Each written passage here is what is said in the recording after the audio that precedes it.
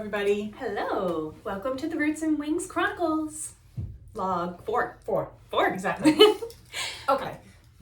Dive in. Dive right in. So we have been, if you've been following along, we've been discussing conversations this month so far. Yes. And to continue along that theme, we're going to narrow it down not to just conversations, but to words. Yes. And basically, the short of it all is, the long and short of it all, that's the phrase, right? The long and short of it all is that words matter. Yes. The words you choose to use or the words that subconsciously come out of your mouth matter. So, what do we mean by this? Yes. We like to use an example. I personally think the best example to use is the word should. That's a big one. It's a big one. Should is such an innocuous word to most people. They don't think about it at all and what it actually means. I mean, I still use it subconsciously a lot, and I have to find myself being like, whoa, hold up, Abigail. Right. So what do we mean? Why? Why should? Think about the word should. Should is a prejudgment. You have something in your mind that you expected to happen in a certain way, or that you expect to happen in a certain way. Right. I should have, or I should do. Yes. And there's a judgment around that. Exactly. Automatically, with the word should, you're implying expectation. Yes. Right? Which sometimes is just unnecessary. Yeah. And you're also implying a judgment. When you say unnecessary, it goes back to what we talked about a couple weeks ago. People receive and give information in a different way. And when you use a word like should, you can't be sure that it's not being received as a judgment. Or internalizing, or they're not internalizing that pressure on themselves. Exactly. It's just one of those words that... It's just a good example. It's just a good example, right? Because, like we said, there's so much tied to it, and none of it is necessarily, yay, good job, good for you, positive. It's judgy. And that's how that's how you view it. That's how I view it. And when we're talking about having better conversations, focusing in on key words that could be problematic or that could be triggering or internalized, just again, they matter. So think about that when you are talking about a relationship that you're trying to improve or a conversation that you're trying to improve. It's not really any different than being mindful of using I statements instead of you statements. Yes, exactly. Just kind of on a different scope. And we're going to take this one step farther with the word should, because words matter. They don't only matter how you speak to other people, but the words you use to yourself matter for a couple of reasons. One, it's you're degrading yourself, right? You are berating yourself. You're letting yourself know how you disappointed somebody or yourself. It's I should have. Why didn't I? There's, again, an air of judgment, a criticism. It's not a supportive word. It's not like an accepting and that's forgiving word, right? So the second thing is how we talk to ourselves kind of defines how the rest of the world talks to us. And it defines... Oh, you're going to let me speak? Yeah. Oh, thank you. You're welcome. Sometimes. And it defines how the people that are watching, aka your daughters or your sons, children, how they learn to speak to themselves as well.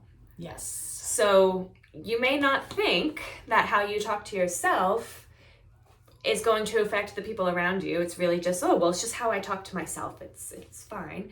But we're listening. People are listening. And that is exactly why it ends up defining how people speak to you, how you allow others to speak to you, right? Because if you're not, and this is something I'm still working on, folks, just so we know, but if you're not loving and accepting with yourself, why would other people expect to be? And the other flip side of that coin is if you're judging yourself, you're judging your behavior, you are putting a good, bad label on it, then you're also doing that to everybody else around you. Right? Like, yes, we are our own worst critics, but we use the same lens when we're viewing other people. Like, I'm beating myself up for not doing this. Why is this person doing that? Right? We set up this expectation and judgment, it's the word. Like, Judgment. That's the word we're going to use here. And as we say all the time, every relationship and every individual is a snowflake. So that expectation, that should, that's why I said earlier, really, that it's unnecessary, because we're all different. And we're all human. We're all human. And we all don't need to be identical or at the same bar or whatever. Right. And yeah, so should. So, okay, moving on to the challenge. Wait, I got one other. Oh, that's right. One other That is right. thing. I was jumping the gun, my bad. And that goes back to, again, how we talk to ourselves. Society and the world and us in our own families, we say a lot, oh, the apple doesn't fall far from the tree. Oh, you look just like your mother. Mm-hmm. Right? Oh, chip off the old block. Mm-hmm. So our children are learning that the apple doesn't fall far from the tree, that they look just like their mother. And they're constantly being compared to you, right? And then they're watching the mother stand in the mirror and say, oh, you look so fat. Oh, why didn't you do that? You should have. Judgment, disappointment.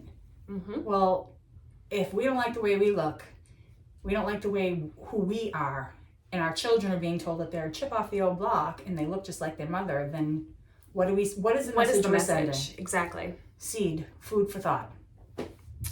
Okay, so now it's challenge time? Challenge time. Okay, challenge time. So, if you folks are ready and willing, a good challenge for you goes back to the word should.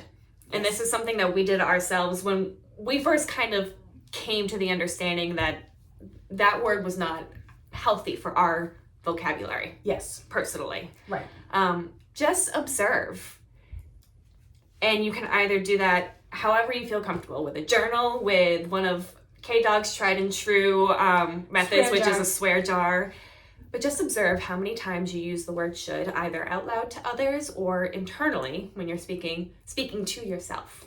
And if you're going to accept the challenge that we are putting forward, do it for a few days and make yourself accountable to it, whether it be the swear jar or the journal or just, a whiteboard with ticks, like up, should, want, so that you can actually notice how many times you use it subconsciously. Mm-hmm. And again, I say observe. Yes. We say observe. No because, judgment. right? Let's judge how much we judge ourselves. No. We're not doing that. This is all with just goodbye, ego, right? Yep. Ego, gonna kindly ask it to leave for a minute. Again. All right. Well, you can come back later, ego. Thank you. Thank you for your service. But for now, we are just observing how much we use the word should. Yes. And we should wrap this up because this is turning longer than we wanted. Speaking of should. Yeah. We should wrap this up. No, we are going to wrap this up though. Yes. And with that being said, we will talk to you next week. But last little tidbit, definitely check out below or above. No, it's going to be above. Check out above because there will be a link to our first virtual workshop on conversation personality styles. We are so excited. Yes. It is going to be February 20th. Yep. Tuesday. It's a Tuesday. All the details will be in that link above. So unless you're watching this on YouTube, then it'll be then right. Then it'll be in the link below. Bye, guys. So I guess I wasn't wrong. Bye.